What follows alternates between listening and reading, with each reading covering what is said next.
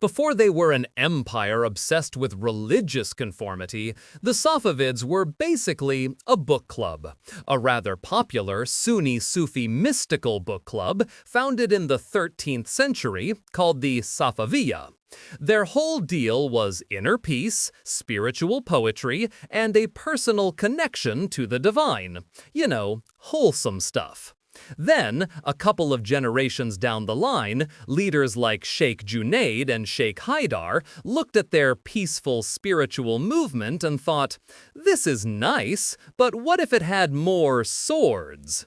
They militarized the order, recruited fiercely loyal Turkmen followers, known as the Kizilbash, or Red Heads, for their distinctive turbans.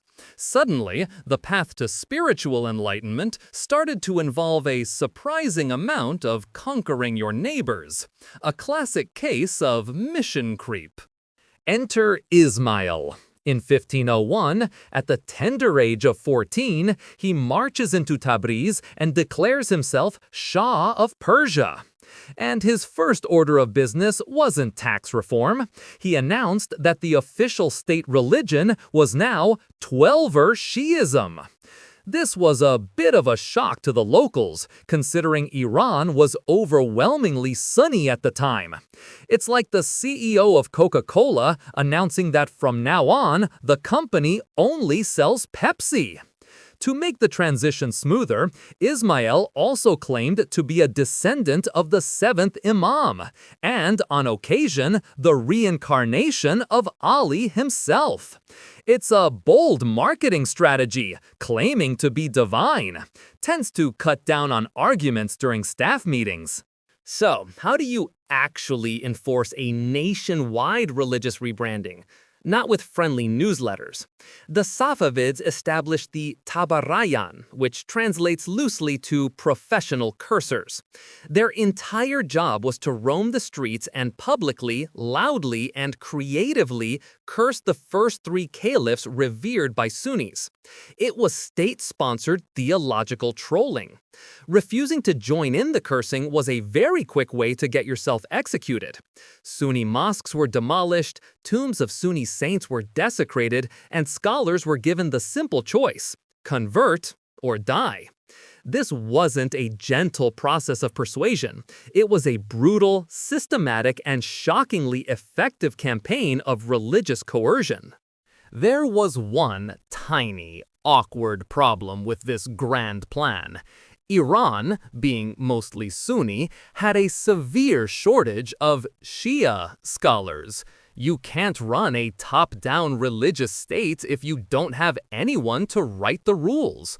So, the Safavids did what any sensible organization does when facing a talent shortage. They imported foreign experts. They brought in boatloads of Arab Shia clerics from places like Jabal Amil in modern-day Lebanon. These scholars, like the influential Al-Karaki, were more than happy to provide the theological grease for the Safavid war machine. They wrote the legal justifications for persecution, organized the new religious bureaucracy, and generally made a fantastic career out of an empire's identity crisis. Then you get Shah Abbas I, justly called the Great. He was a genius administrator, a brilliant military strategist, and the architect of the glorious city of Isfahan. His capital became one of the world's most beautiful cities, a true Renaissance man. He also had a particular talent for forced conversions, especially directed at the Christian, Georgian, and Armenian populations. Tens of thousands were forcibly relocated and made to convert. He wanted their military and administrative skills, but packaged in a more convenient religious wrapper. It's a fantastic historical reminder that someone can be a patron of sublime art and culture while also being a ruthless tyrant. Humans are great at multitasking. And here's the truly wild part. The whole brutal project was a stunning success. In just a few generations, Iran was transformed from a Sunni majority region into the global heartland of Shia Islam. This act of religious engineering permanently altered the map of the Islamic world. It created a massive, ideologically hostile Shia bloc right between the two great Sunni powers of the age, the Ottoman Empire to the west and the Mughal Empire to the east. The endless Safavid-Ottoman wars weren't just about territory, they were deeply bitter sectarian conflicts.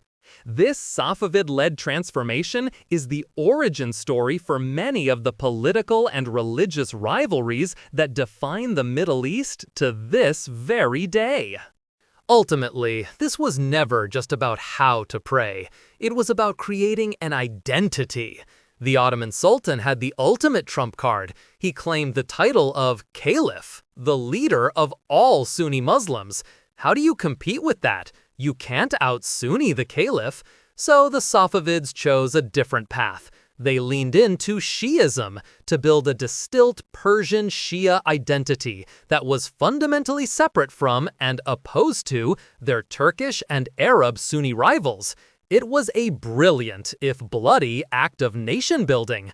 Religion became the firewall, the ultimate political tool to forge a state that could stand alone and defy its powerful neighbors. A state built on a foundation of shared faith, whether the people initially shared it or not. The irony is that the religious zeal that built the Safavid state also planted the seeds of its destruction. The clergy they had imported and empowered became an unstoppable political force, often more powerful than the later, less competent shahs. The state became increasingly rigid and intolerant, and the end, when it came, was beautifully symmetrical. In 1722, an army of rebellious Sunni Afghans, the Gilji Hataks, who had been on the receiving end of Safavid persecution for years, marched across the country. They besieged and captured the magnificent capital of Isfahan, effectively ending the dynasty in a storm of religiously motivated vengeance. A perfect example of how the tools you use to build your house can sometimes be the very same ones that burn it down. If you enjoyed this video, please like, comment, and subscribe to our channel for more historical insights. Thanks for watching, nerds!